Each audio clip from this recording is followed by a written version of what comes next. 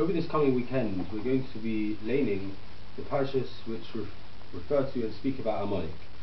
Firstly, this Shabbos we'll be laning the parashas Zachor at the end of parashas Tetzaveh, and then on Sunday we'll be laning the parashas Vayover Amalek from the end of parashas Beshalach. It's interesting to note that Chazal tell us that if you look in parashas Tetzaveh, prior to the parasha of parashas Zachor, which we're going to lane on Shabbos, there's the parasha which tells us about being honest in business. And Rashi points out from Chazal that the reason why the parasha of Amalek is juxtaposed to that of being honest in business is because if we are not, if one is not honest in mitzvahs, then that brings about the enemy coming and attacking Klal Yisrael. That brings about that Amalek come and attack us.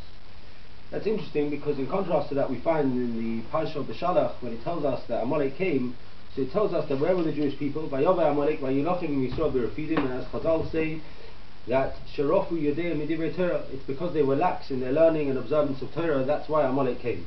So it seems to be that there are two different reasons, perhaps contradictory reasons. Does Amalek come because we are dishonest in our business, or does Amalek come because we are lax in our observance and our learning of Torah? The truth is that both are probably the same. If one is dishonest in business, then one's learning is not with what we call the Svara Yeshara, is not with correct and perfect understanding, and it is distorted as well. And they stem, both of these things, from one point, and that is why Amalek comes. They stem from our lacks in Emunah in the Rabbi Shalom. If we are lacking in our faith, in our appreciation and understanding of our Kadosh Baruch Hu, then we are lax in the learning of His Torah.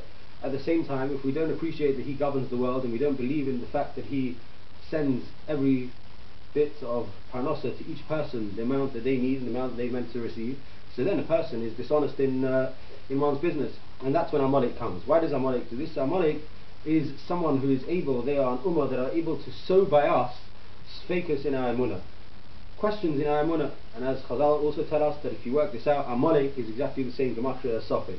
That is because Amalek is able to sow seeds of doubt in our minds, seeds of doubt in the belief in HaKadosh Baruch Hu, which therefore brings about a laxity in understanding and appreciation and in learning of Torah and observance of the Torah, and also brings about a lax in observance of morals with coming to business. So how do we fight, how do we combat Amalek? First of all, we've got to come with our emunah.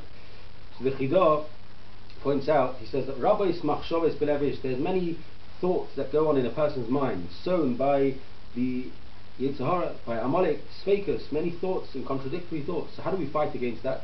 Atzas Hashem hisokum. It's with the advice of our Kadosh Baruch Hu that will stand. Atzas, he says, is the Roshei Tevis of Anova, Tzedakah and Torah. By being humble and realizing that it's the Rebbeinu Shalom that controls everything and it's not me.